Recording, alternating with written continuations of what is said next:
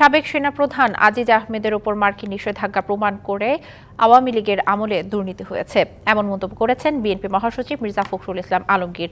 দুপুরে ঢাকা রিপোর্টার্স ইউনিটিতে বিএনপির যুগপৎ আন্দোলনের শরিক জাতীয় গণতান্ত্রিক পার্টি জাগপার প্রতিষ্ঠাতা শফিউল আলম প্রধানের ৭ম মৃত্যুবার্ষিকীর অনুষ্ঠানে তিনি আরও বলেন, নিজের ঘর নিজে ঠিক না করলে অন্য কেউ ঠিক করে দেবে না, নিজের শক্তির ওপর দাঁড়াতে হবে।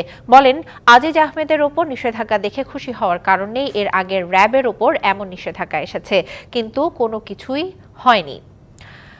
বিএনপি সরকারকে উৎখাত করতে চায় না, ভোটের অধিকার প্রতিষ্ঠা করতে চায় জানিয়ে মির্জা ফখরুল বলেন, স্বতঃস্ফূর্তভাবেই মানুষ উপজেলায় ভোট বর্জন করেছে। আমার নিজের ঘর যদি আমি নিজে সামলাতে না পারি, অন্য কেউ আমার ঘর সামাল দেবে না। অনেকেই খুশি হবে যে আপনার আজিজের স্যাংশন এসছে।